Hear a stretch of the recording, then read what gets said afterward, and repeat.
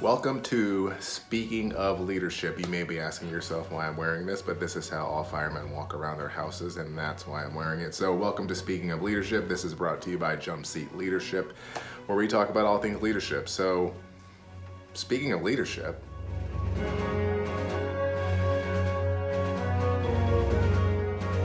welcome back to Speaking of Leadership, brought to you by Jump Seat Leadership. I'm Josh Chase, and this week we are talking about why we don't choose leaders. I don't know exactly why, but I can tell you what the fire service does not do. We do not choose leaders. We choose people who took a test, passed an assessment center, we rank them, and then we promote them based on how well they did on the test. Does it matter if that person is a leader or not?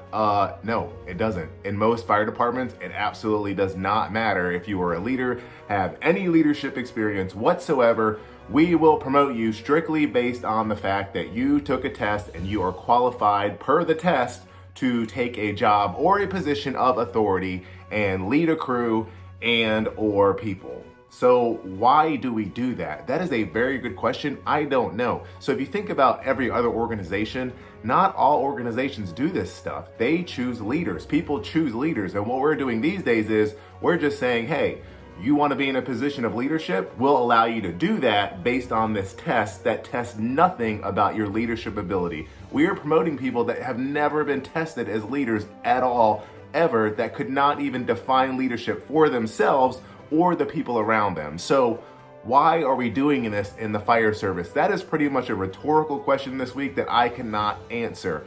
My problem with all this is it is an epidemic that is going across the nation, and I'm talking to multiple different fire departments about this. We do not promote leaders, and I'm telling you, one of the most popular things that gets posted about is failed leadership.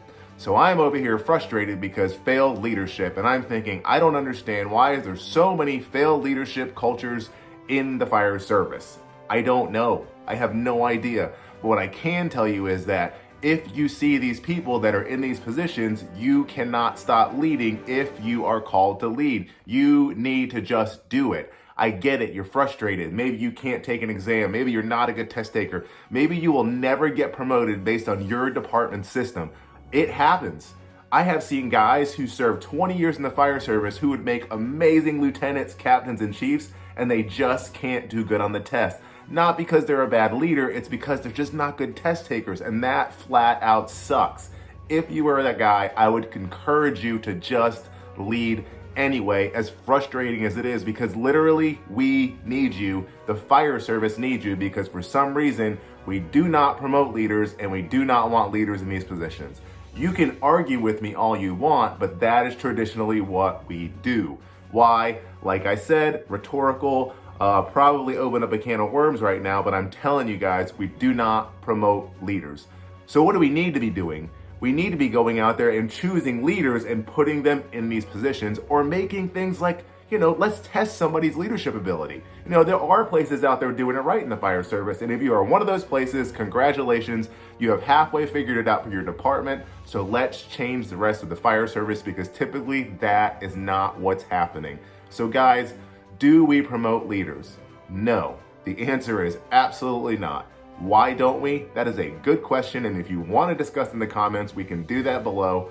But guys, listen, this is a very popular, I would say halfway controversial topic. So if you want to discuss it, let me know. But until next time, I need you to keep leading from the jump seat.